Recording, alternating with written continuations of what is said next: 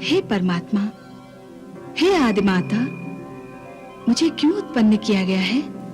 हे देवी, आप जानती हैं आप मेरा ही स्वरूप है तथा सर्वशक्तिमान आदि पुरुष भगवान विष्णु की ही शक्ति है। हे देवी, आपके रूप में मेरा वैष्णवी रूप निहित है, इसलिए त्रिलोक में आपको वैष्णवी, वैष्णु के नाम से पूजा जाएगा।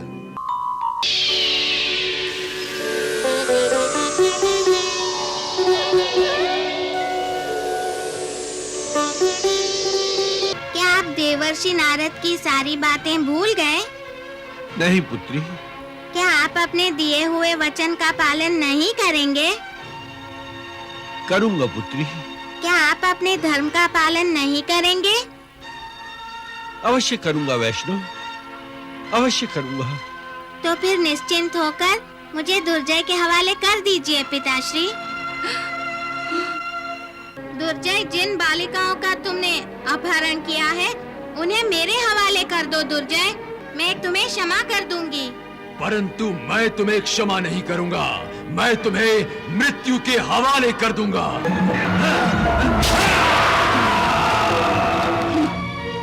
जो तुम्हारे भाग्य में नहीं है उसे पाने की चेष्टा व्यर्थ है भैरव।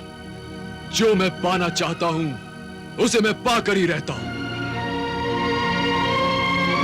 तुम अपनी इच्छा से मेरे साथ नहीं आना चाहती, इसलिए मैं तुम्हें बलपूर्वक उठाकर ले जाऊंगा और तुमसे विवाह करूंगा। मैं तुझे नहीं छोड़ूंगा वैष्णवी, मैं इस अपमान का बदला अवश्य लूंगा।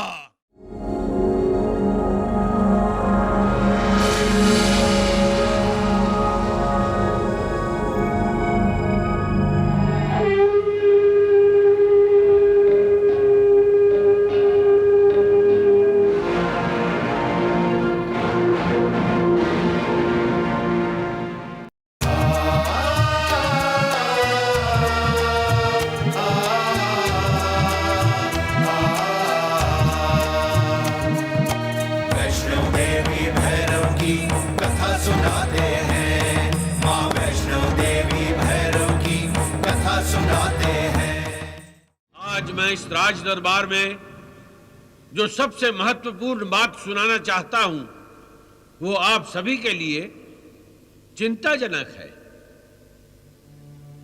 हमारे परम शत्रु दिवंगत महाराज दुर्जय का पुत्र भैरव अपने पिता की भांति हमसे अपनी परंपरागत शत्रुता को निभाते हुए अपनी एक विशाल सेना लेकर निकल पड़ा है और आक्रमण करने के लिए हमारे राज्य की ओर बढ़ रहा है।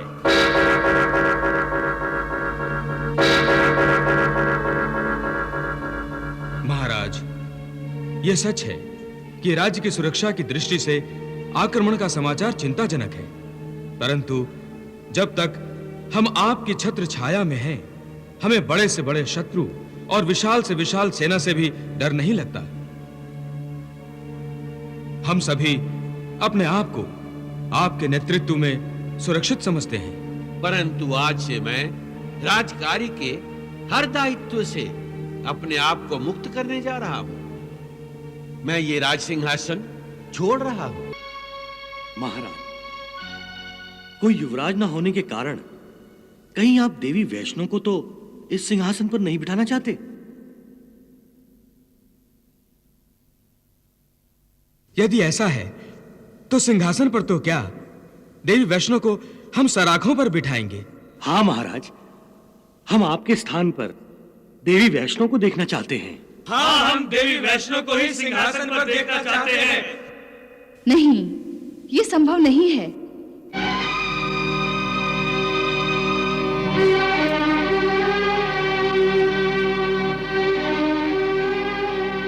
मैं राज सिंहासन नहीं संभाल सकती।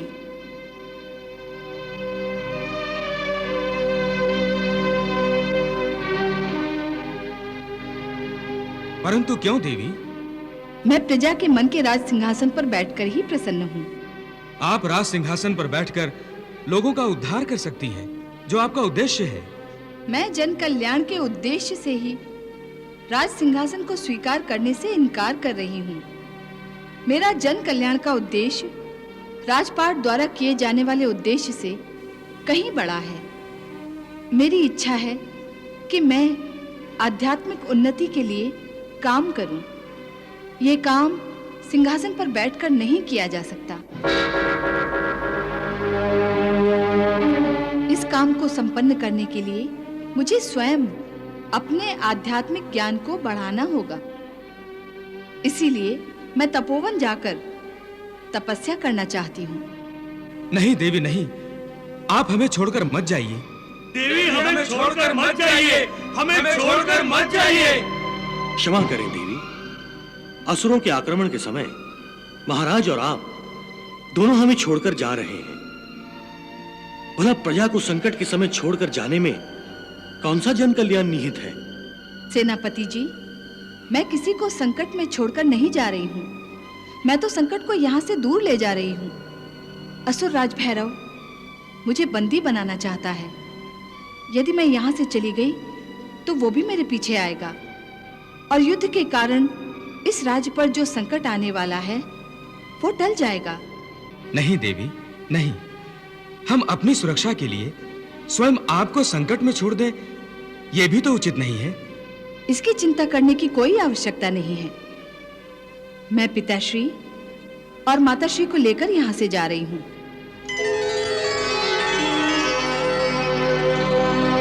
और भैरव नामी संकट का निवारण करके ही तपोवन जाऊंगी।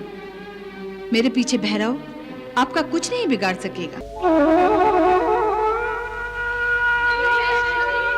आप हमें छोड़कर मत जाइए, मत जाइए वैष्णवी, मत जाइए। वैष्णवी, आप हमें छोड़कर मत जाइए, मत जाइए वैष्णवी, मत जाइए। वैष्णवी, आप हमें छोड़कर मत जाइए, मत जाइए वैष्णवी, मत जाइए।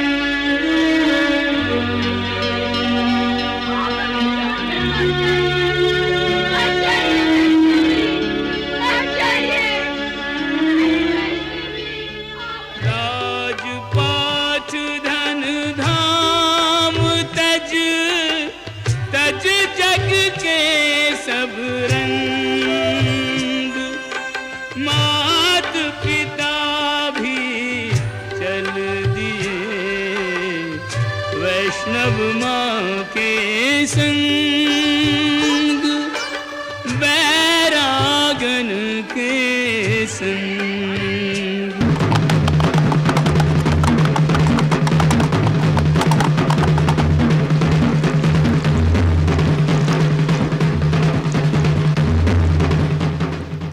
महाराज भैरव की जय हो।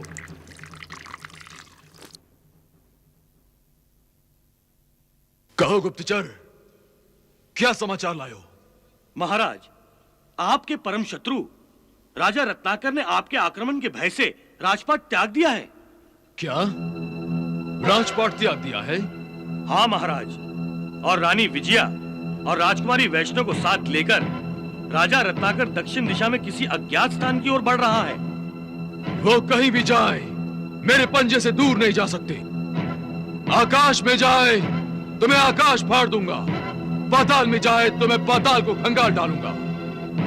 सारथी, दक्षिण की ओर चलो और रथ को वायु की गति से चलाओ। जो आज्ञा सूरज। चलो सैनिकों।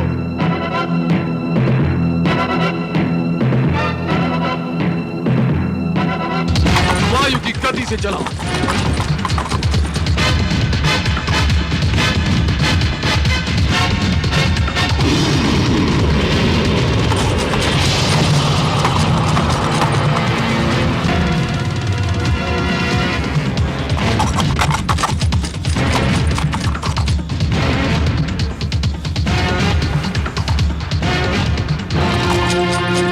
राजकुमारी वैष्णवी, मैं अब भी तुम्हारे सामने हट्टा कट्टा पूरा का पूरा समक्ष उपस्थित हूं। तुमने अपनी माया शक्ति से मुझे उठाकर मेरे ही राजभवन में फेंक दिया था, परंतु मेरा बाल तक बाका नहीं हुआ।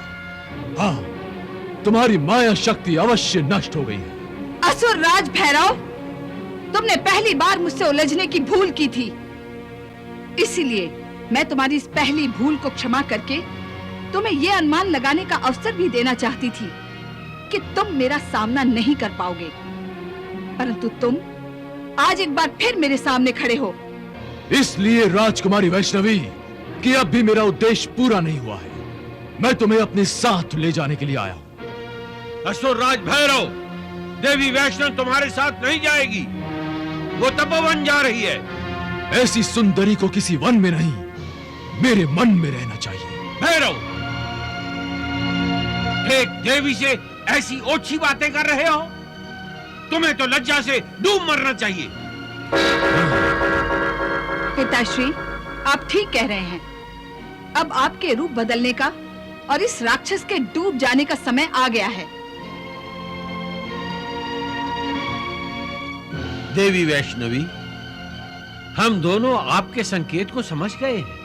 आप दोनों तैयार रहिए पिताश्री, ये स्वयं डूबने को आगे बढ़ेगा। सैनिकों, आज्ञा सुराज। इस घमंडी और ढोंगी देवी को मेरे सामने बंदी बनाकर ले आओ। जो आज्ञा। जाओ।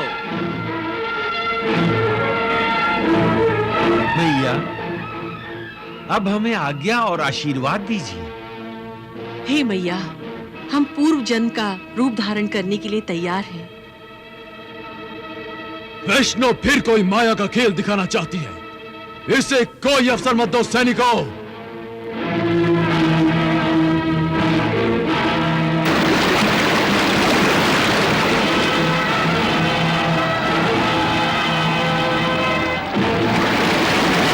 हे असुरराज, ये तो जल प्रलय है। इससे भयभीत होकर हमारी सेनाएं इधर उधर भाग रही है। ये वैष्णवी की माया है, माया। परंतु मैं अपनी माया शक्ति का प्रयोग करके उसकी माया को सफल नहीं होने दूंगा। जल पिपासु प्रकट हो, प्रकट हो, प्रकट हो।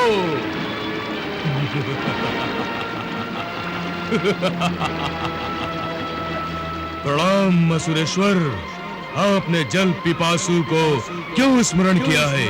हे जल पिपासु, तुम्हारी युगों युगों की प्यास बुझाने के लिए वैष्णव ने जल का प्रबंध किया है।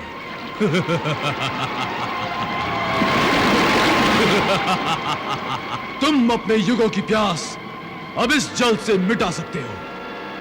जो आज्ञा सुरेश्वर।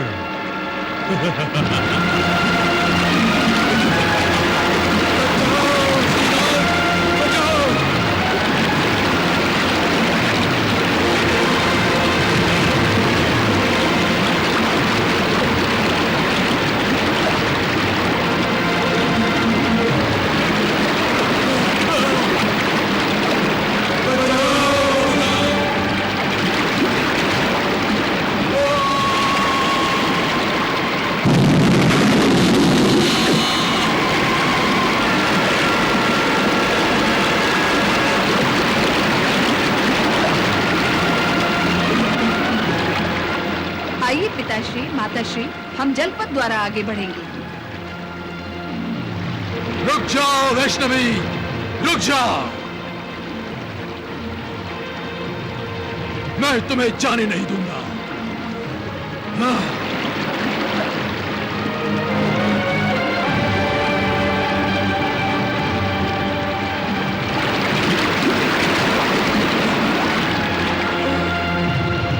हे मायावी वैष्णव, तुमने अपनी माया शक्ति से मुझे बंदी बना दिया है, परंतु तुम ये मत समझो कि तुम मेरा तुम्हारा ये युद्ध जीत गए हो, क्योंकि तुम्हारा ये जल मेरी सांसों को समाप्त नहीं कर सकता।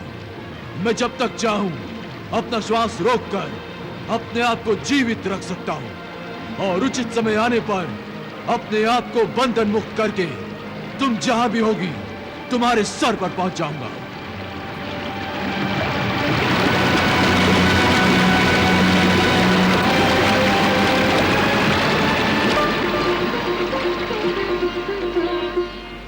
हे मैया, आपने मुझे पिता होने का सौभाग्य प्रदान किया है, इसके लिए आपको कोटि कोटि प्रणाम। हे जगत माता, आप तो माता हैं, फिर भी आपने पुत्री बनकर मुझे माता होने का गौरव प्रदान किया है। मैं अनुग्रहित हो गई माता। आपको मेरा कोटि कोटि प्रणाम। अब हमारी केवल एक इच्छा शेष है मैया। बताइए पिताश्री, मैं आपकी हर इच्छा पूरी करूंगी। हम आपके सत्य स्वरूप का दर्शन करना चाहते हैं मातेश्वरी। तथास्तु।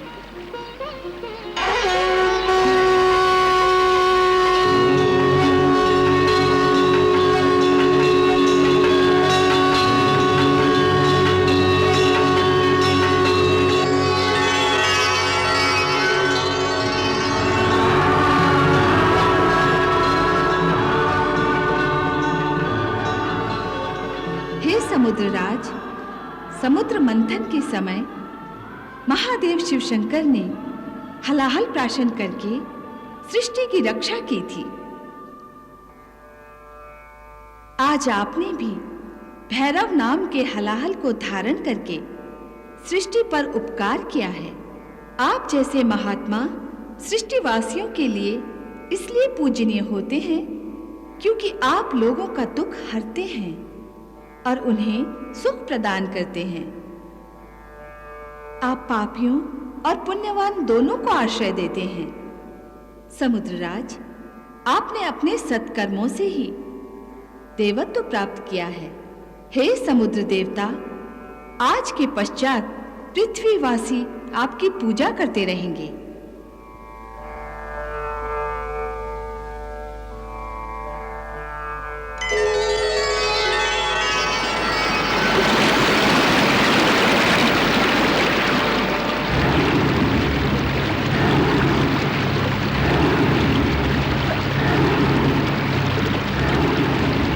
वैष्णवी, वैष्णवी, वैष्णवी, मैं तुम्हें अपने विवाह बंधन में बांधकर सदा के लिए अपना बंदी बनाना चाहता था, परंतु तुमने मुझे ही समुद्र तल में बंदी बनाकर रखा है। वैष्णवी, तुम्हारी ये जंजीरें, ये समुद्र की लहरें मुझे अधिक समय तक बंदी बनाकर नहीं रख सकती। मैं सारे बंधन तोड़ कर आऊंगा। तुम मेरे प्रकोप से नहीं बच पाओगी। बहुत पछताओगी वैष्णवी, तुम बहुत पछताओगे।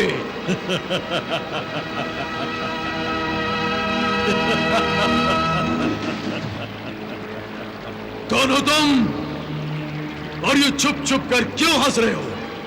भैरव, तुम्हारी बातें ही ऐसी हैं कि मुझे हंसी आती है। असुरराज भैरव से भयभीत हो जो ये छुप छुप कर मेरी हंसी उड़ा रहे हो तुम?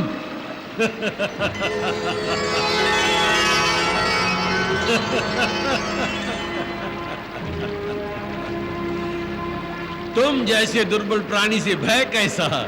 ओह, तो तुम रत्नाकर हो और फिर मुझे दुर्बल समझने की भूल कर रहे हो तुम। भूल तो तुम कर रहे हो भैरव, जो मुझे अब भी केवल राजा रत्नाकर समझ रहे हो। मैं समुद्र राज हूं, समुद्र राज, और तुम मेरे ही जल में बंदी हो। ये जल केवल तुम्हारी माया है और तुम अपनी माया से मुझे भ्रमित कर रहे हो। माया? नहीं असुरराज, नहीं। तुम में यही एक दोष है। तुम सत्य को माया समझते हो और माया को सत्य। इसी भयंकर भूल के कारण तुम्हारी ये दुर्दशा हुई है। हे रत्नाकर, तुम और तुम्हारी पुत्री इस भ्रम में पड़े हुए हो कि मुझे अपनी शक्तियों से बंदी बनाकर तुम दोनों ने मेरी सिद्धियों को भी बंदी बना लिया है। देखो, बंदी होकर भी मैं तुम दोनों की कैसी दुर्दशा करता हूं।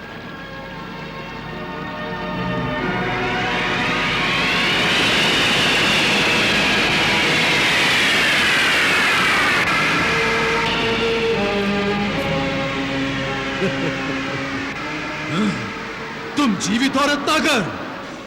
पानी में आग लगाने से लगती नहीं है असुरराज। ऐसी व्यर्थ चेष्टा करने वालों को लोग मूर्ख समझते हैं, मूर्ख। हे रत्नाकर, मैं तुम्हारी इस जल में भी आग लगा सकता हूं। मूर्ख हो तुम। भैरव, तुम अपनी आसुरी हट छोड़ दो। मैं समुद्र राज हूं, समुद्र राज, मुझ पर किसी की माया का कोई प्रभाव नहीं पड़ सकता। और यदि मैं पहले की भांति मानव शरीर की मर्यादा में भी होता तो तुम्हारी माया मुझ पर नष्ट हो जाती, क्योंकि देवी वैष्णवी के आशीर्वाद के कवच की सुरक्षा मुझे प्राप्त होती रही है। तुम वैष्णवी के कवच की बात कर रहे हो ना? तो मैं वैष्णवी को ही खत्म कर दूंगा। न रहेगी वैष्णवी, न रहेगा उसका सुरक्षा कवच, और मैं तुम्हें भी समाप्त कर दूंगा समुद्रराज, तुम्हें भी। ऐसा कुछ नहीं होगा असुरराज। अच्छा यही है कि तुम माता की शरण में चले जाओ। नहीं, कदापि नहीं। तो फिर तुम सदा ही इस समुद्र में मेरे बंदी बने रहोगे। नहीं रत्नाकर, नहीं। मैं तुम्हारे मायावी बंधन से अवश्य मुक्त हो जाऊंगा।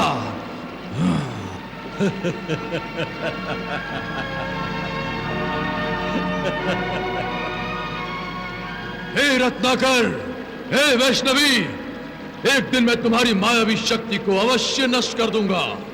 मैं तुम्हारे मायावी बंधन से मुक्त हो जाऊंगा, और फिर जब हमारा सामना होगा वैष्णवी, प्रलय आ जाएगा, प्रलय।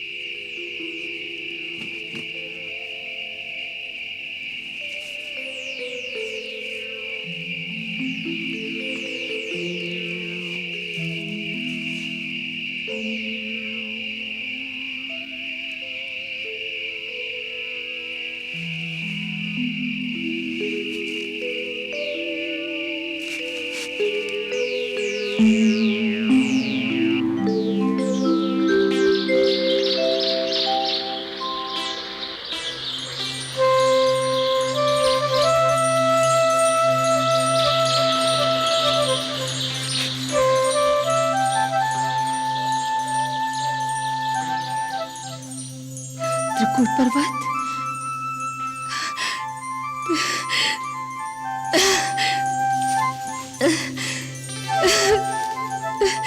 त्रिकूट पर्वत, हे प्रभु, आपने मेरी तपस्या को सफल बना दिया। मैं आपकी आभारी हूँ प्रभु, मैं आपकी आभारी हूँ। त्रिकूट पर्वत पर मेरी तपस्या को भी सफलता प्रदान करना प्रभु, सफलता प्रदान करना। ओम विष्णवे नमः, ओम विष्णवे नमः।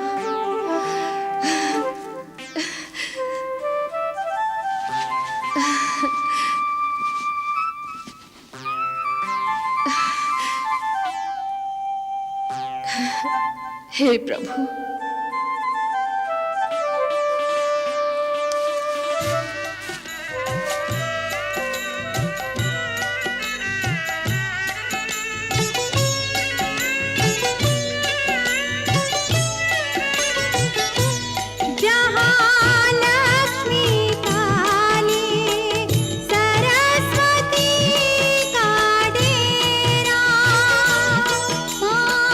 उस पर्वत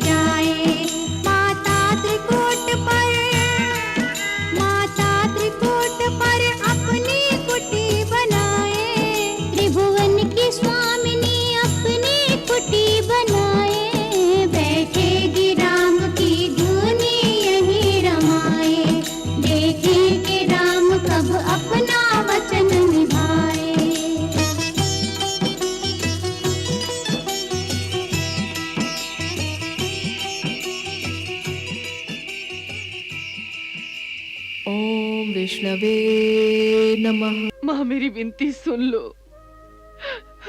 मैया मेरी विनती सुन लो। मेरे पुत्र भैरव को जल बंधन से मुक्त कर दो माँ।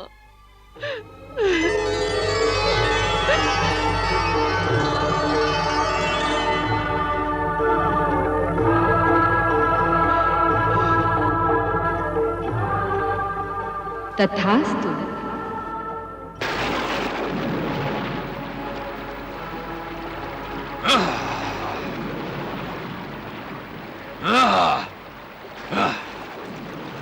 देखो देखो वैष्णवी, मैं तुम्हारे बंधन से मुक्त हो गया हूँ। मैं मुक्त हो गया हूँ। तुम्हारी माया नष्ट हो गई है, परंतु तुम मुझे नष्ट नहीं कर सके। अब मैं जिसे चाहूँ नष्ट कर सकता हूँ, यहाँ तक कि तुम्हें भी। हाँ, तुम्हें भी वैष्णवी, परंतु मैं तुम्हें नष्ट नहीं करूंगा, कर ही नहीं सकता, इसलिए कि अब मैं तुम्हें नष्ट करना ही नहीं चाहता, तुमसे विवाह करना चाहता हूं। मैं तुम्हारे पास अवश्य आऊंगा, बस थोड़ी प्रतीक्षा और करो वैष्णवी, थोड़ी प्रतीक्षा और।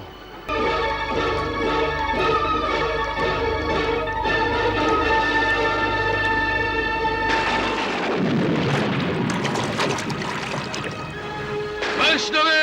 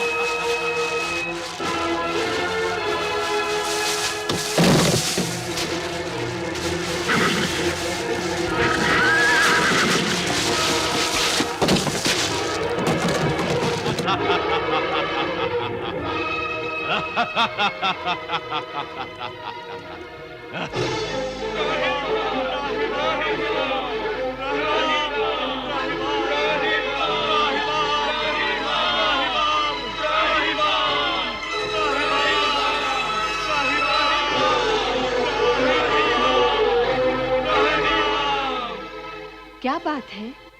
कौन सी आपत्ति आ पड़ी है? हे मैया, हम तो आपकी छत्र छाया में निश्चिंत थे कि आपने शत्रु दानवों का वध कर दिया है, परंतु मैया, अभी भी धर्म का एक महाशत्रु जीवित है। हाँ मैया, उस धर्म शत्रु ने अपने आतंक से धर्म की नींव उखाड़ फेंकने का प्रयास किया है। धर्म पर चलने वाले साधारण गणों को ही नहीं, साधु संतों को भी उसने अपने आतंक का निशाना बनाया है। उस पापी का कहना है कि जिस प्रकार आपने अधर्मी राक्षसों का विनाश किया है, उसी प्रकार वो भी धर्म कर्म करने वाले हर व्यक्ति को नष्ट भ्रष्ट करके रख देगा। हे भैरव, मैंने तुम्हारी माता की प्रार्थना स्वीकार करके तुम्हें मुक्त कर दिया था, अन्यथा तुम प्रलय आने तक समुद्र तल में बंदी बने होते। भैरव, मैंने तुम्हें अपने पाप कर्मों के प्रायश्चित करने का एक अंतिम अवसर दिया था, परंतु तुमने उस अवसर का लाभ नहीं उठाया, बल्कि उसका दुरुपयोग किया। भैरव, तुम्हारे कुकर्मों का लेखा जोखा बहुत ही भारी हो गया है। हे मातेश्वरी, असुरराज भैरव आपकी खोज में यही त्रिकूट पर्वत पर आ रहा है। आप चिंता मत कीजिए, हर पापी प्राणी अपने पापों का दंड प्राप्त करने के लिए उस ओर बढ़ता है जहां उसकी मृत्यु की वेदी निश्चित की हुई है। यदि भैरव को उसके पापों का दंड यहीं पर भोगना है, तो वो यहाँ पर अवश्य पहुंच जाएगा।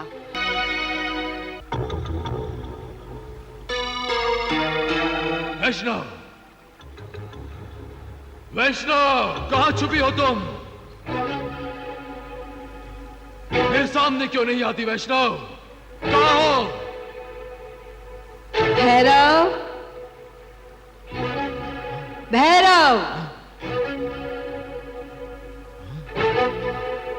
भैरव, भैरव, भैरव,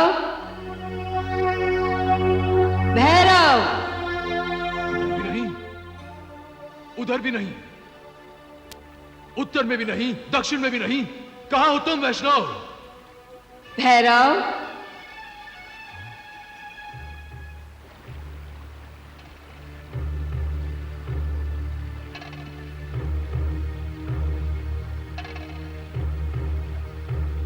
भैरव, मैं समय के हर क्षण और ब्रह्मांड के हर कण में व्याप्त हूं। ये तुम्हारी कैसी माया है? तुम दिखाई क्यों नहीं देती? मैं प्रत्यक्ष तथा अप्रत्यक्ष दोनों रूपों में हूं। मेरे श्रद्धालु अपने मन की आंखों से मेरे अप्रत्यक्ष रूप के दर्शन भी कर लेते हैं। तो फिर मुझे अपना प्रत्यक्ष रूप क्यों नहीं दिखाती? जो पापी होते हैं वो मेरे प्रत्यक्ष रूप को देखकर भी मेरे वास्तविक स्वरूप को नहीं पहचान पाते। हे वैष्णव, मैं तुम्हारे वास्तविक स्वरूप को देखना चाहता हूं। मैं अपने वास्तविक स्वरूप के दर्शन अपने श्रद्धालुओं को देती हूँ या फिर उन्हें जो मेरी शरण में आते हैं। तुम मेरे त्रिकूट पर्वत के इस परिसर में आकर अनजाने में मेरी ही शरण में आए हो, इसलिए मैं तुम्हें अपने सत्य स्वरूप के दर्शन दे रही हूँ भैरव।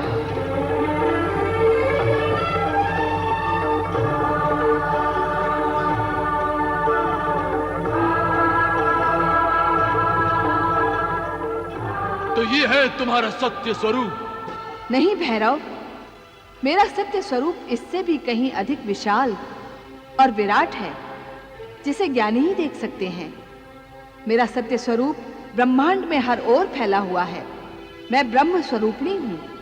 तुम अपनी बड़ी बड़ी बातों और अपनी शक्ति के प्रदर्शन से मुझे भयभीत करने की चेष्टा व्यर्थ ही कर रही हो। मैं तुम्हें अपनाए बिना यहां से जाने वाला नहीं हूं। तुम्हें पाने की शक्ति मुझ में है। भैरव, मुझे पाना है तो शक्ति से नहीं, भक्ति से पा सकते हो। मैं तो तुम्हारा भक्त ही हूं। तुम्हें देखते ही तुम्हारा भक्त बन गया हूं। वो भक्ति नहीं, तुम्हारे मन का पाप है भैरव। इसी पाप को नष्ट करने के उद्देश्य से ही मैंने तुम्हें अपना स्वरूप दिखाया है, जो कृपामय है। मैं तुम्हें अपने आप में परिवर्तन लाने का एक अंतिम अवसर और दे रही हूं भैरव। यदि उस पर भी तुम धर्म के मार्ग पर नहीं आए तो फिर तुम्हें मेरा वो स्वरूप देखने को मिलेगा जो पाप नाशनी है। अर्थात तुम नष्ट कर दोगी? हाँ? परंतु मैं तुम्हारी धमकियों से डरने वालों में से नहीं हूं। मेरी बात को समझने का प्रयास करो भैरव। यदि तुम अपने पापी मन का शुद्धिकरण करना चाहते हो तो त्रिकूट पर्वत पर तुम्हारा स्वागत है, और यदि ये भी नहीं चाहते तो वापस लौट जाओ। मैं अकेले वापस नहीं जाऊंगा। तो फिर अब के बाद तुम्हारा हर पग तुम्हें तुम्हारी मृत्यु की ओर ले जाएगा भैरव। वैष्णवी! हे वैष्णवी! तुम अदृश्य होकर मुझसे दूर नहीं भाग सकती। मैं तुम्हें ढूंढ निकालूंगा, अवश्य ढूंढ निकालूंगा। पितामह, कृपया मुझे दर्शन देकर अनुग्रहित कीजिए। मुझे अनुग्रहित कीजिए पितामह, मुझे अनुग्रहित कीजिए। आंखें खोलो देवी।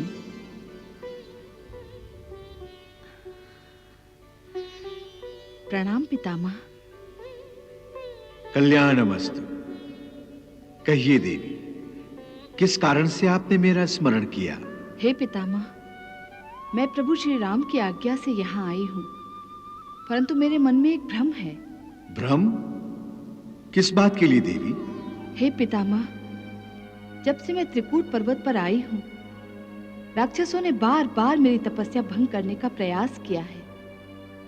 मैंने राक्षसों का तो विनाश कर दिया है, परंतु अब त्रिकूट पर्वत पर स्वयं राक्षस राज भैरव आ गया है। वो मुझे एकाग्र चित्त होकर तपस्या नहीं करने देगा। हे प्रभु, आप तो अंतर्यामी हैं। आप कृपया मुझे बताएं कि मैं कहाँ बैठकर अपना तप आरंभ करूं। देवी, आप यदि अपने पूर्व रूप का ध्यान करती तो आपको इस स्थान का पूर्ण स्मरण हो जाता। आपने अपने महाकाली, महालक्ष्मी और महासरस्वती इन तीनों रूपों में इसी पर्वत की गुफा में बैठकर तप किया था। इसी कारण यह पर्वत त्रिकूट के नाम से विख्यात है। आप इसी गुफा में जाएंगी तो आपकी स्मृति सजग होगी और आप इसी गुफा में तप करने बैठेंगी। पितामह, आपका संकेत मैं समझ गई। एक बात और है देवी, भैरव के मन में आपके प्रति जो अश्लील पाप है उसे अब तक तो अपने मन में ही छुपाए हुए हैं। उसके इस पाप का दंड देने से पहले इसे दर्शाना होगा। इसके लिए पहले आपको एकांत में जाना होगा। एकांत में पापी खुलकर सामने आता है। इस उद्देश्य को साकार करने के लिए यही उचित है कि आप गर्भ गुफा में प्रवेश करें। आपका सुझाव उचित ही है पितामह। शेष स्वयं समझ जाएंगी कि गर्भ गुफा में भैरव के पहुंचने पर आपको क्या करना है। हे परमपिता, मुझे आशीर्वाद दीजिए कि मैं अपने उद्देश्य में सफल हो जाऊं। यशस्वी भव।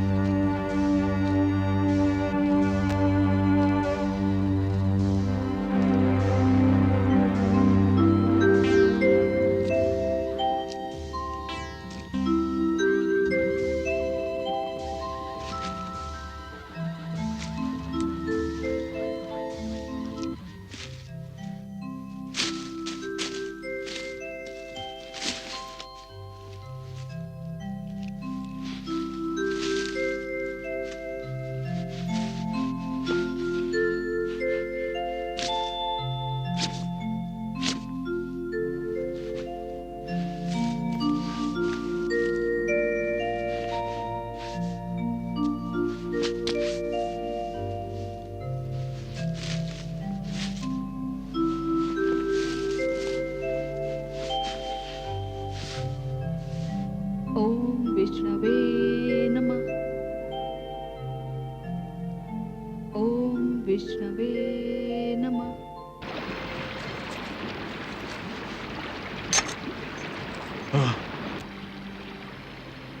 वैष्णवी, तुमने अदृश्य होकर मुझसे मुंह तो छिपा लिया है, परंतु मैं जानता हूं कि तुम अपनी माया का प्रयोग करते हुए यही मेरे आसपास हो। इसी त्रिकूट पर्वत पर तुम्हारा निवास है, परंतु मैं अच्छी तरह से जानता हूं कि तुम्हें कैसे ढूंढा जाए।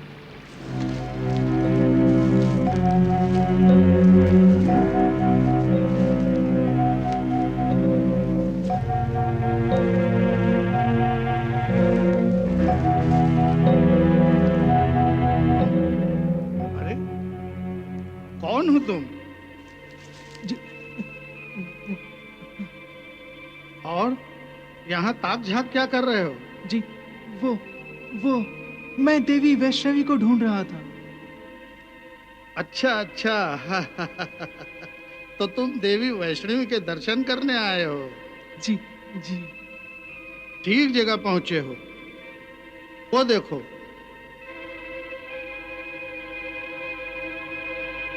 वो गर्भ गुफा है।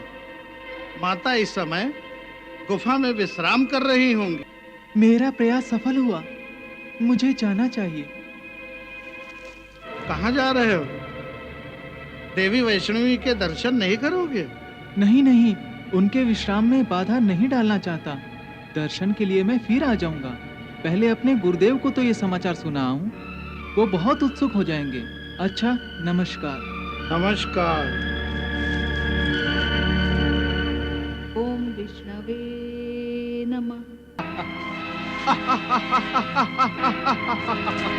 असुरराज, असुरराज, हे असुरराज, मैंने वैष्णवी का पता लगा लिया है। वाह गुप्तचर वाह, बता वो मायाविनी कहां छुपी है। मैं तुम्हारी झोली मोतियों से भर दूंगा। राजकुमारी वैष्णवी इस समय अपनी गर्भ गुफा में विश्राम कर रही है। गर्भ गुफा में यदि मुझसे छुपकर वो सृष्टि के गर्भ में भी समा जाए तो भी मैं उसे ढूंढ निकाल दूं। महाराज, विलंब ना कीजिए। इससे पहले कि वो जाग जाए, आप उसके सर पर पहुंच जाइए। अवश्य वैष्णवी, मैं आ रहा हूं, मैं आ रहा हूं वैष्णवी, मैं आ रहा हूं।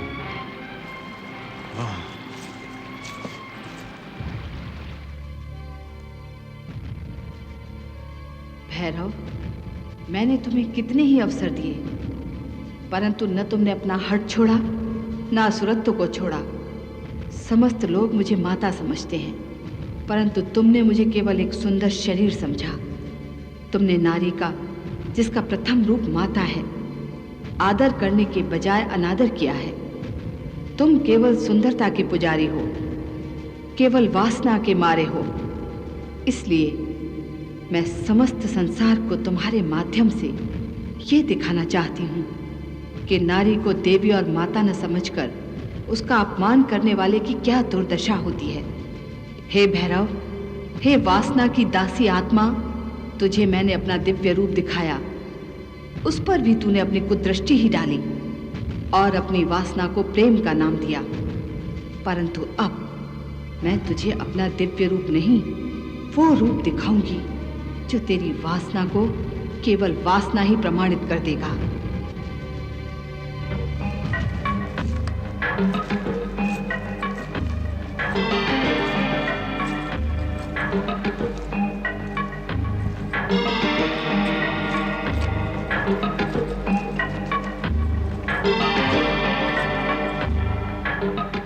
वैष्णवी, मैं जानता हूं तुम यहीं हो। मुझे देखकर छुप गए हो, परंतु अब मुझसे छुपने का प्रयास व्यर्थ है। सामने आओ वैष्णवी, सामने आओ।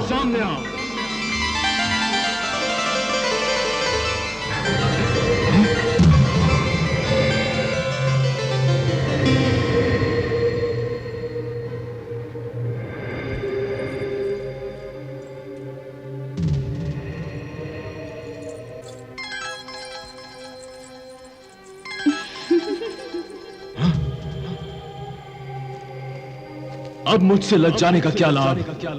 आ जाओ वैष्णवी, सामने आ जाओ।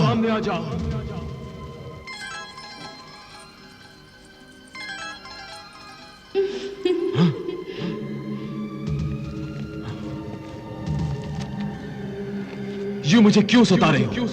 ये कैसा खेल खेल रही हो मेरे साथ? कहां हो तुम? कहां हो वैष्णवी? कहां हो तुम?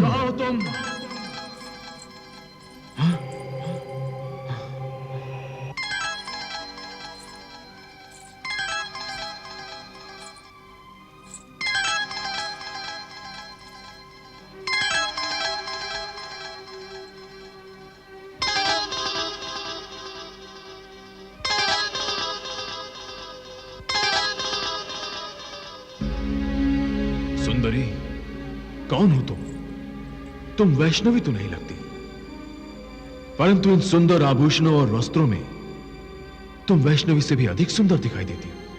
हे परपुरुष, तुम तो अत्यंत निर्लज्ज हो। किसी पराई स्त्री को ऐसी बुरी दृष्टि से नहीं देखा करते। तुम ठीक कहती हो। सुंदरता केवल देखने की नहीं, बरतने के लिए होती है। बरतने के लिए जैसे भंवरा कली का रस चूस लेता है, ऐसे ही मैं भी तुम्हारे सौंदर्य का रस चूस लेना चाहता हूं। छुपे छुपे तुम तो वासना के पुजारी दिखाई देते हो। हाँ हूं। मुझे फूलों को अपने हाथों से मसल डालने में बड़ा ही आनंद प्राप्त होता है। परंतु सुंदरता हाथों से मसलने के लिए नहीं, आंखों से निहारने के लिए होती है। मैं नहीं मानता, ये धारणा झूठी है। यदि ये असत्य होता कि सुंदरता आंखों से निहारने के लिए नहीं होती, तो मनुष्य को सुंदर रंग हाथों के स्पर्श से ही दिखाई देते। ईश्वर मनुष्य को आंखें ही न देता। तुम्हारा तर्क मैं मानने वाला नहीं, मैं केवल अपने मन की ही मानता हूं। अर्थात केवल मनमानी करते हो, अपने मस्तिष्क से काम नहीं लेते। मस्तिष्क से वो लोग काम लेते हैं जो ऊंच नीच देखते हैं, चौंक चौंक कर पग धरते हैं। मैं असुरराज हूं, मुझे ऊंच नीच की कभी न चिंता रही है न रहेगी। परंतु तुमने तो मुझे चिंता में डाल दिया है। तुम बेधड़क मेरी गुफा में क्यों घुस गए हो? प्रेम के धागे में बंधा चला आया। अच्छा, किसके प्रेम में? पहले वैष्णव के प्रेम में खींचा आया था, अब तुम्हारे प्रेम में फंस गया हूं। झूठ। यदि तुम्हारा पहला प्रेम सच्चा होता तो तुम मेरे रूप रंग से कभी मोहित नहीं होते। तुम उससे अधिक सुंदर हो। कल कोई मुझसे भी अधिक सुंदर नारी तुम्हें दिखाई दी तो तुम तो उसके प्रति भी आकर्षित हो जाओगे। अवश्य। अर्थात इस धरती पर जहां तक तुम्हारी पहुंच है, किसी भी सुंदर स्त्री का मान सम्मान सुरक्षित नहीं। दूसरों की बात छोड़ो, अपनी बात करो। मुझे अपनी चिंता नहीं है, समस्त नारी जाति की चिंता है। स्त्री के सम्मान को ठेस पहुंचाने वाले राक्षस राज रावण का वध प्रभु श्री राम ने किया है, और स्त्री के सम्मान को ठेस पहुंचाने वाले एक और राक्षस का वध मुझे करना है। अर्थात तुम मेरा वध करोगी? इससे पहले मैं तुम्हारा सम्मान भंग कर दूंगा।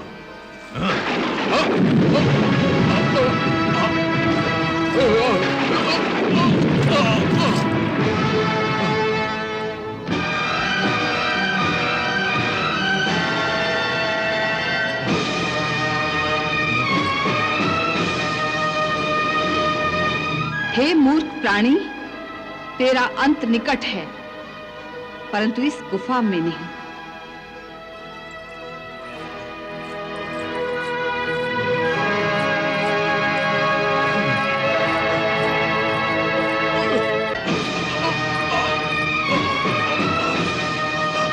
भैरव के हाथ से तुम यूं बचकर नहीं जा सकती। हाँ,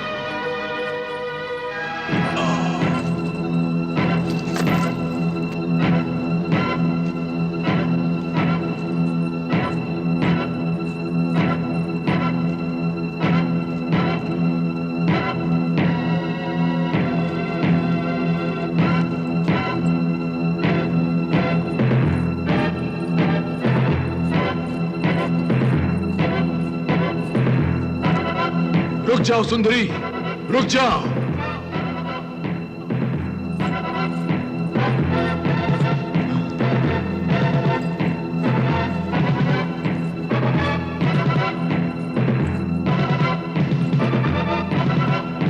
रुक जाओ सुंदरी, एक नारी होकर असुरराज के आदेश का उल्लंघन ना करो।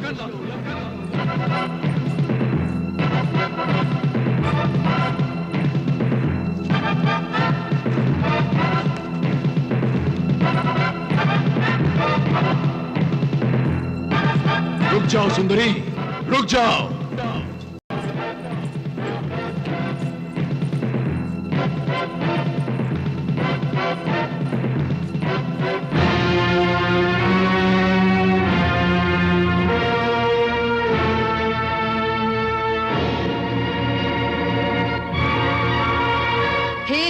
राक्षस भैरव, मैं तुझे वहां भी मार सकती थी, परंतु मैं चाहती हूं कि तेरे जैसे पापी की दुर्दशा ये धरती, ये आकाश, ये पहाड़ियां, ये वादियां सब देखें और तेरे पापों के परिणाम की साक्षी ये सारी सृष्टि बन जाए। एक नारी होकर मुझे दंड देने की बातें कर रही हो? तुम समझती क्या हो अपने आप को?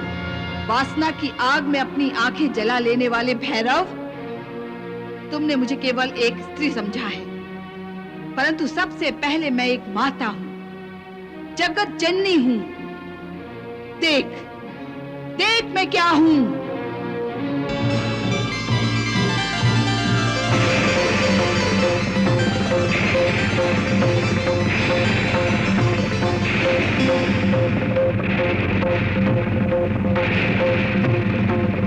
तेरा अंत समय आ गया है भैरव।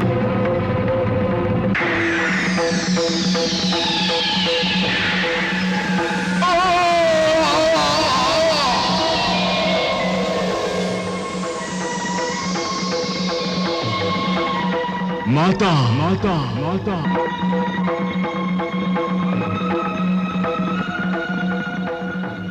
हे वैष्णवी माता, मुझे क्षमा कर दो।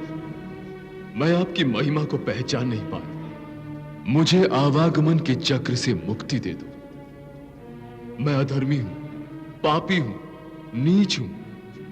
मैंने संसार की जननी पर बुरी दृष्टि डाली है। मुझे क्षमा करो मातेश्वरी।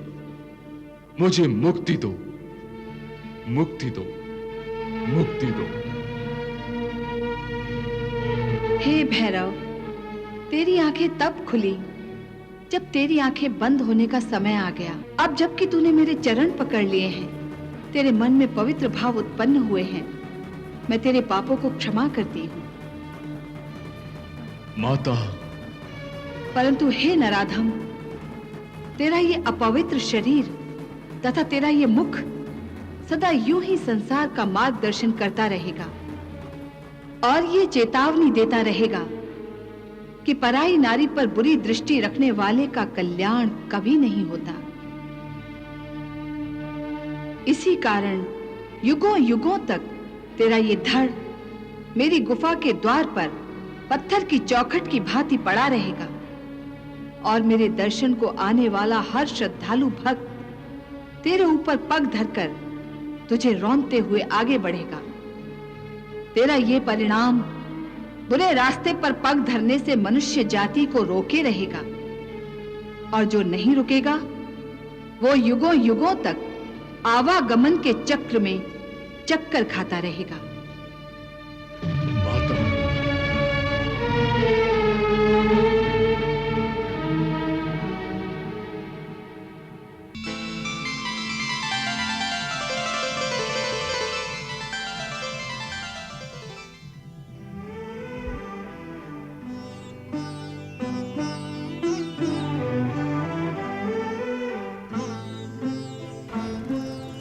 भैरव की बलि के साथ माता वैष्णवी का प्रमुख उद्देश्य, जो संसार से पाप का अंत करना था, पूरा हो गया था। अब उन्हें भगवान श्री राम के कल की अवतार की प्रतीक्षा करनी थी। इसीलिए वो श्री राम के आदेशानुसार त्रिकूट पर्वत की गुफा में प्रवेश करके समाधि में लीन हो गईं और राम के कथनानुसार उनके कल की अवतार की प्रतीक्षा करने लगीं। इसी में वर्ष बीते, शताब्दियां बीती, युग बीते, यहां तक कि कलयुग आ गया और लोग वैष्णो देवी के इस पावन स्थान को भूल गए। तब मानव के पुनः उद्धार के लिए आज से लगभग 700 वर्ष पहले माता वैष्णवी ने श्रीधर पंडित और उनकी पत्नी अनुराधा को माध्यम बनाने का संकल्प किया। श्रीधर पंडित और उनकी पत्नी अनुराधा दोनों माता महालक्ष्मी के परम भक्त थे। वो दोनों त्रिकूट पर्वत की तराई के एक गांव में रहते थे। विवाह के कई वर्षों बाद भी उन्हें संतान का सुख प्राप्त नहीं हुआ था, परंतु उन्हें इस बात से अधिक इस बात की चिंता थी कि गांव में फैली चेचक की महामारी, जो और लोगों के साथ साथ निष्पाप बालकों की हत्या भी निर्दयता से कर रही थी, उसे कैसे रोका जाए। परंतु ऐसे में भी श्रीधर की माता को यह चिंता खाए जा रही थी कि श्रीधर के बाद उनके वंश का नाम लेवा कोई नहीं होगा। इसीलिए वो अपनी बहू को बांझ समझकर हर समय उसे कोसा करती थी। हे भगवती महालक्ष्मी, मुझे क्षमा कर दो, मुझसे अब और सहन नहीं हो रहा है। मैं अपने प्राण त्यागने जा रही हूँ।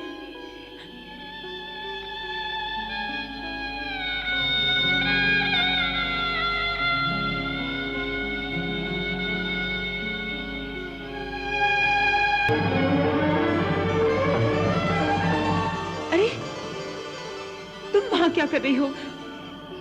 कुएं की मुंडेर पर बैठी हो, गिर गई तो? और तुम क्या कर रही हो? कुएं के अंदर कूदने जा रही हो? मेरी बात जाने दो, पर इतनी रात गए तुम यहाँ क्या कर रही हो? और तुम भी इतनी रात को यहाँ अकेली क्या कर रही हो? तुम अत्यंत नासमझ बच्ची हो। चलो उठो वहां से। मैं तो बच्ची हूँ, पर तुम तो बड़ी होकर भी नासमझी कर रही हो।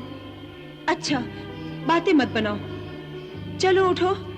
पहले तुम उतरो।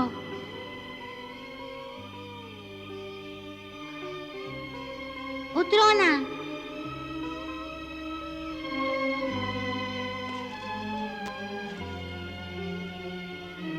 अभी मैं भी उतरती हूँ।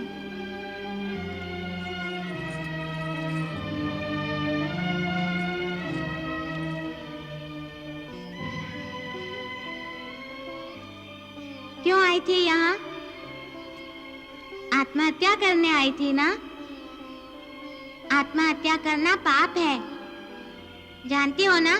फिर भी तुम पाप करने जा रही थी। मैं क्या करती?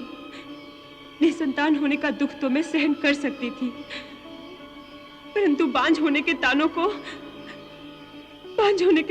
सहन नहीं कर पा रही थी, इसलिए प्राण त्यागने चाहती थी। तुम बांझ नहीं हो। क्या?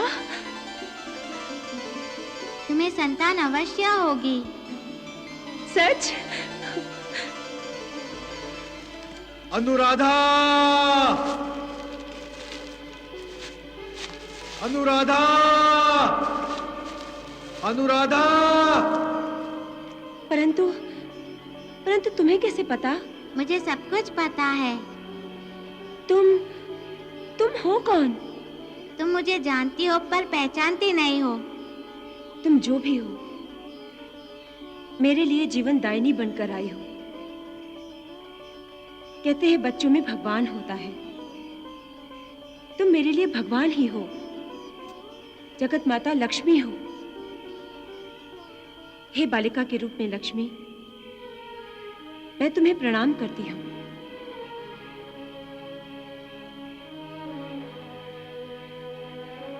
अच्छा, अब तुम घर लौट जाओ। और तुम? मैं भी जाती हूँ। चलो, मैं तुम्हें छोड़ आती हूँ। रात के अंधकार में तुम्हें डर लगेगा। मुझे भय कैसा? मैं तो अंधकार की शत्रु और प्रकाश की मैत्री हूँ। मैं जगत स्वामिनी हूँ।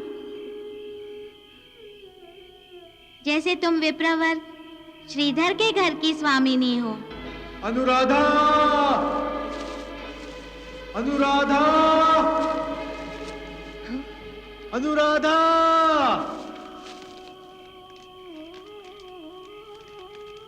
अनुराधा! अनुराधा!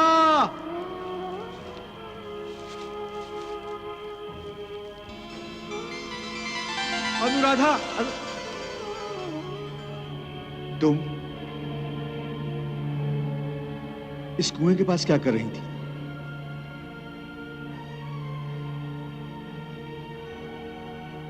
प्राण त्यागने आई थी तुम? हाँ, परंतु उस बच्ची ने मुझे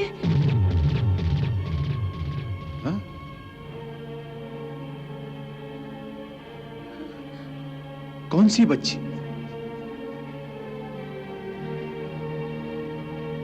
अब तुम्हारे सपने में भी कोई बच्ची आने लगी है? सपने में नहीं, वो सचमुच यहाँ थी। वो यहाँ थी, पर कहाँ गई? वो अकस्मात ही वहां दिखाई पड़ी और अचानक ही लुप्त हो गई। अचानक प्रकट हुई और अचानक ही लुप्त हो गई। नहीं अनुराधा, तुम्हें कोई भ्रम हुआ होगा। ऐसा तो केवल कोई देवी ही कर सकती है। देवी? हाँ, वो देवी ही थी।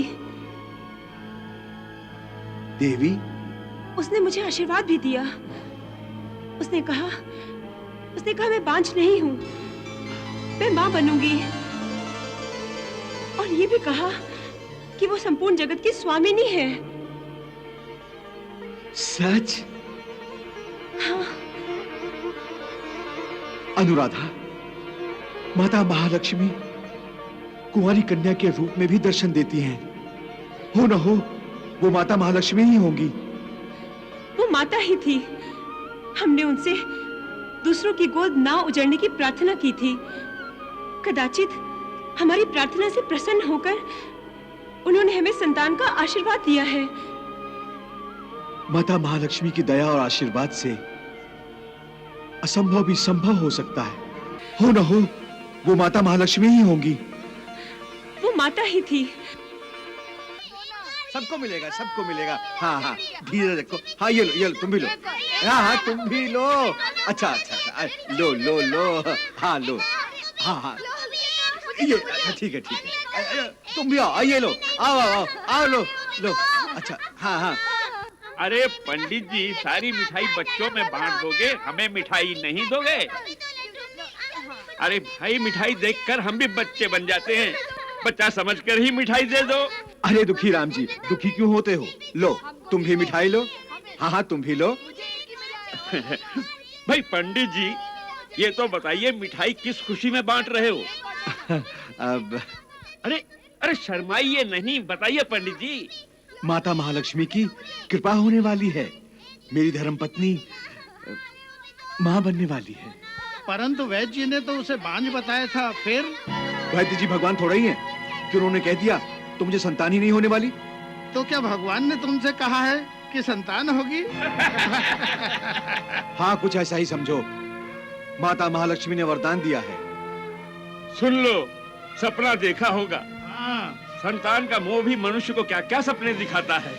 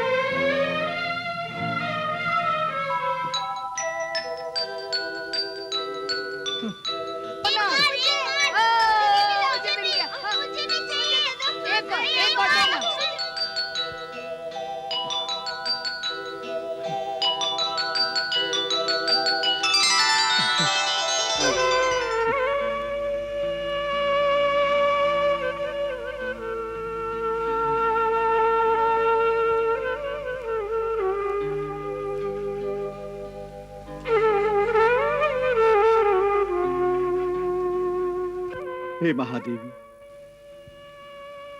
हे महालक्ष्मी। जय जय भवानी माँ। हे मातेश्वरी, आपने अंधेरे में एक आशा की किरण जगा दी है। मैया, आपने मेरी गोद भरने का आश्वासन दिया है। परंतु माता, हमारी आशाएं अभी तक अधूरी हैं। मैया, मैं कब मां बनूंगी? कब अपनी संतान पर अपनी ममता की वर्षा कर सकूंगी? वो शुभ घड़ी कब आएगी? हमारी सेवा में ऐसी कौन सी कमी रह गई है जो आप हमसे अभी तक प्रसन्न नहीं हुई है माता? मैया, आपकी आज्ञा हो तो हम अपने आंसुओं से आपके चरण धो धो कर पिए। मैया, हमसे जो चाहे सेवा ले लीजिए। प्रलय आने तक हम तो क्या, हमारी पीढ़ियों की पीढ़ियां भी आपके श्री चरणों में रहकर आपकी सेवा करती रहेंगी मैया, सेवा करती रहेंगी, सेवा तथास्तु।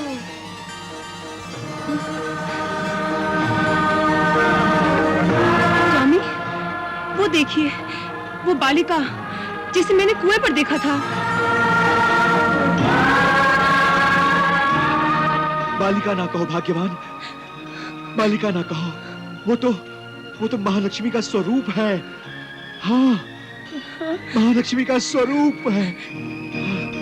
आओ मेरे साथ।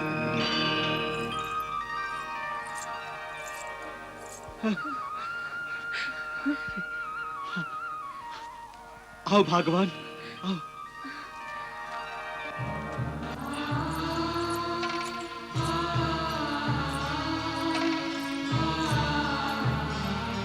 माता, माता कहाँ गई? पता नहीं।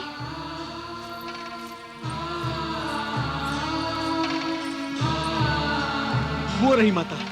आओ माता। माता,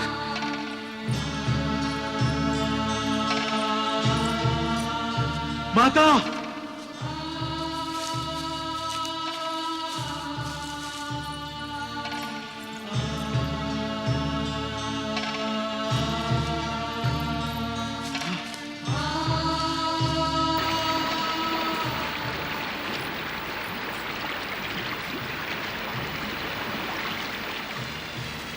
अरे मैया, उस वन में कहाँ जा रही हैं?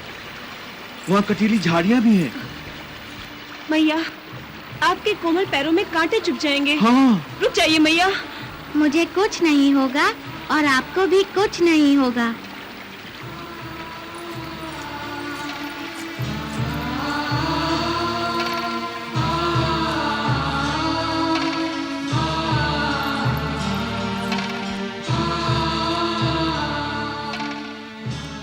मैया कोई छुपा छुपी का खेल खेल रही हैं और शायद वो अवश्य कोई लीला कर रही हैं। मैया, कहाँ हैं आप मैया?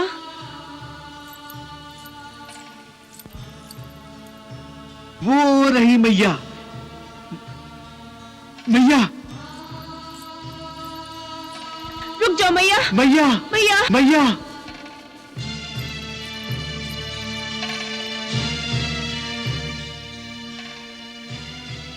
आओ।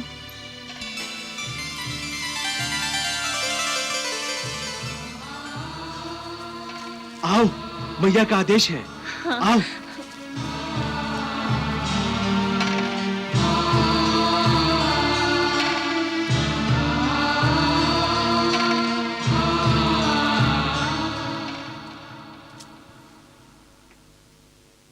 स्वामी, लगता है इधर एक गुफा है। मैया अवश्य इसके अंदर गई होंगी।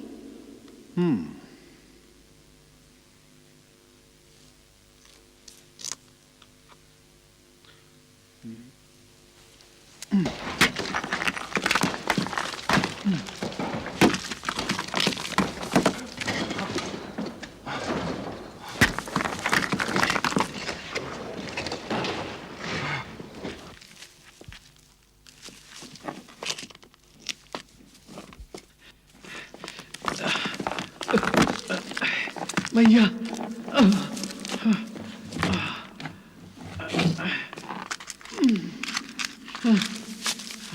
आ जाओ अनुराधा। आओ, आओ।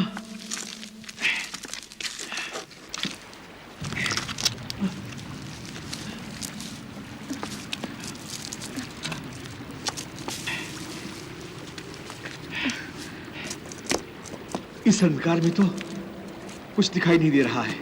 हाँ, मुझे भी कुछ दिखाई नहीं दे रहा।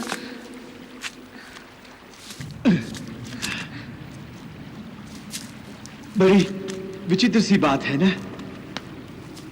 कि इस अंधकार में भी हमें भय नहीं लग रहा है ना? आप भय की बात कर रहे हैं? मुझे तो यहाँ परम शांति का आनंद मिल रहा है। हाँ, तुम ठीक कहती हो भाग्यवान। ऐसा और इतना आनंद तो मुझे आराधना में भी प्रतीत नहीं हुआ था। हाँ, संभल के। अवश्य ही ये कोई अति पावन स्थान है। हाँ,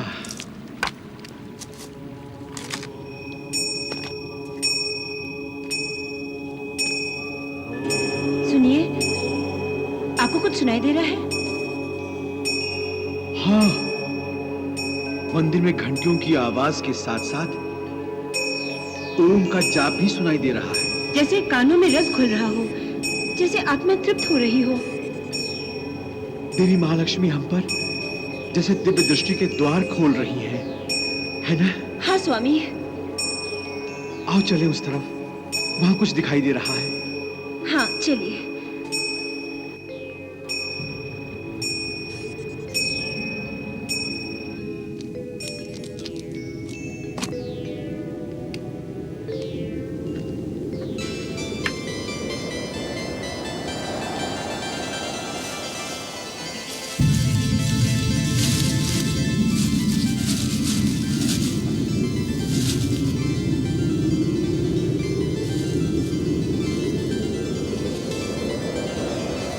स्वामी, हाँ? हमें इस पवित्र स्थान से इन सूखे पत्तों और घास फूस को हटा देना चाहिए। हाँ, अवश्य।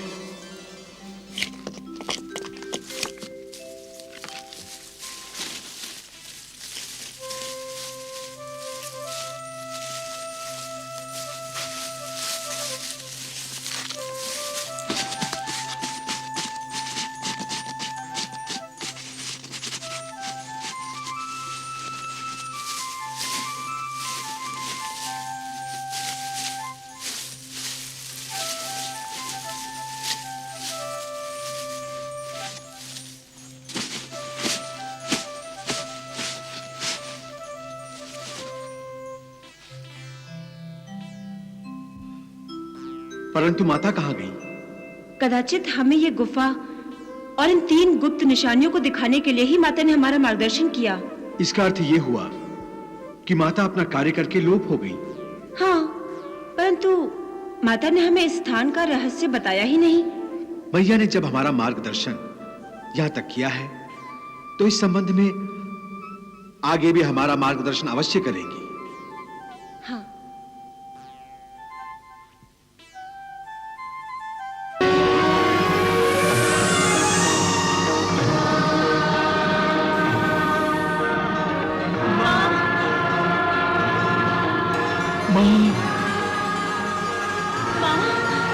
वत्स, मैं देवी महालक्ष्मी हूँ और ये पिंडी मेरी प्रतीक है।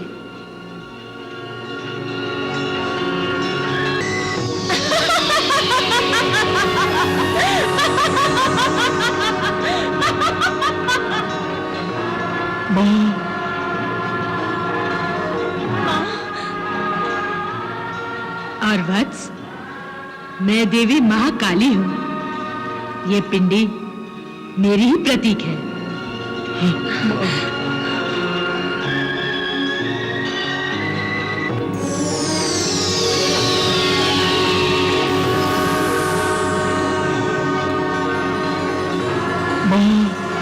माँ, और मैं महासरस्वती हूँ।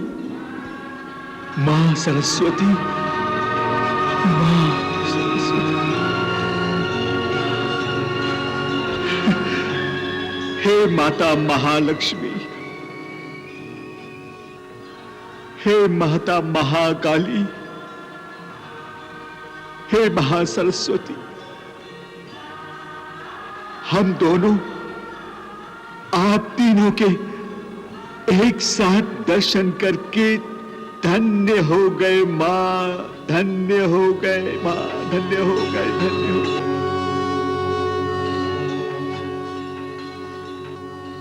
माँ, आपके तीनों स्वरूपों के दर्शन करके हमारी आत्माएं तक अनुग्रहित हो गई हैं माँ, आत्माएं तक अनुग्रहित हो गई हैं।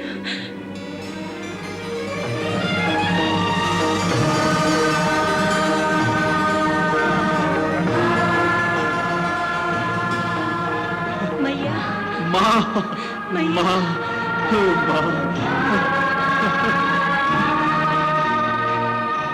हे माँ वैष्णव, मुझे क्षमा कर दो माँ, मुझे क्षमा कर दो।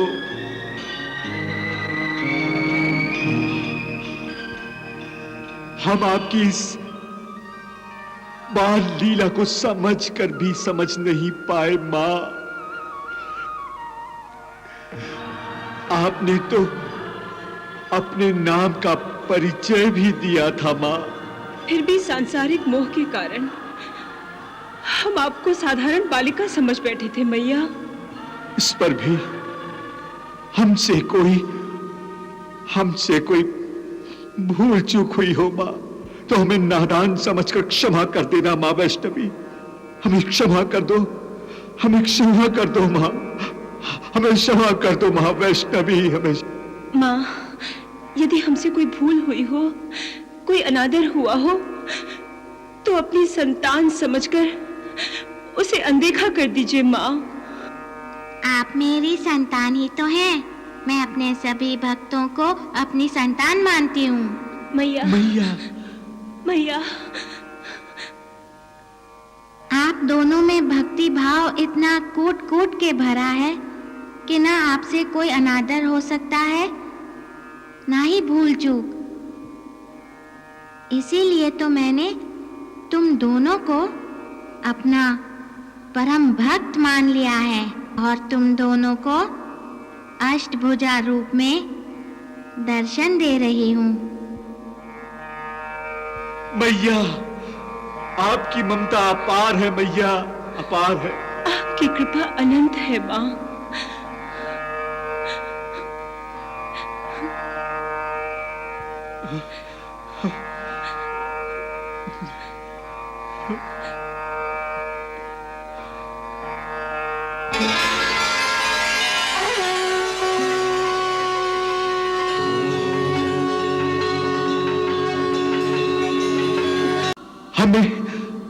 हमें आज्ञा दीजिए मातेश्वरी, हम आपकी क्या सेवा करें।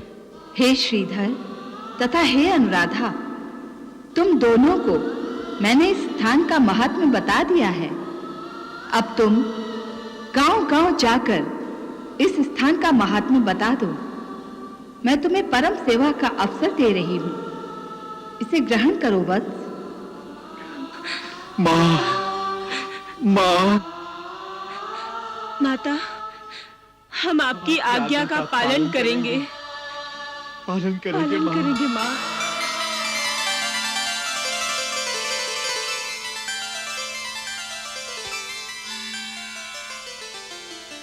भाइयों, मैं सच कह रहा हूँ। हाँ माताओं, मैं सच कह रहा हूँ। माता वैष्णवी ने मुझे सपने में दर्शन देकर त्रिकूट पर्वत के दिव्य स्थान तक हमारा मार्गदर्शन किया था। और वहाँ भी मैया ने हमें दर्शन दिया था। पंडित श्रीधर ठीक कह रहे हैं। हम सबने कोई न कोई पाप अवश्य किया है, जो हम पर ये प्रकोप टूट पड़ा है। भाइयों, इस प्रकोप से मुक्ति हमें माता वैष्णवी ही दिला सकती हैं। हमें उनकी शरण में जाना चाहिए। यदि उनके संकेत के पश्चात भी हम माता के संकेतों को नहीं समझेंगे, तो हमारा उद्धार कभी नहीं हो सकेगा। माता की कृपा से लाभ उठाइए, उनकी कृपा से लाभ उठाइए आप लोग। ये उनका वचन है कि अपनी शरण में आने वालों को वो हर पीड़ा से सुरक्षित रखेंगी। कोई आए या ना आए, मैं आपके साथ त्रिकूट पर्वत पर अवश्य जाऊंगी। चलिए पंडित जी। मैं भी चलूंगा। हाँ हाँ, हम भी चलेंगे। मैं भी दर्शन को चलूंगा। मैं भी चलती हूँ।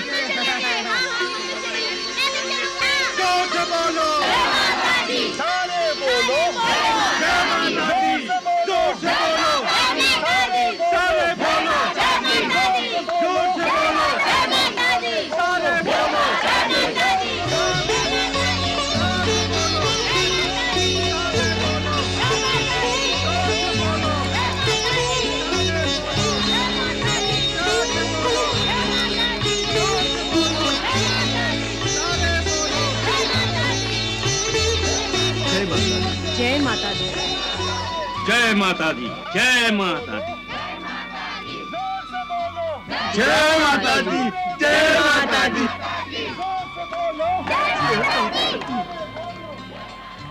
जय माता दी।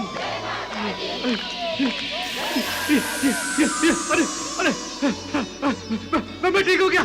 हाँ, जय माता दी, जय माता दी, जय माता दी, जय माता दी। जोर से बोलो, जय माता दी। जय माता दी, जय माता दी, जय माता दी, जय माता दी, जय माता दी, जय माता दी, जय माता दी, जय माता दी, जय माता दी, जय माता दी।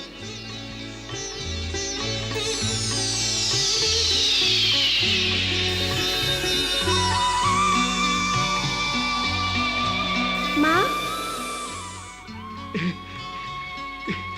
जय माता दी, जय माता दी।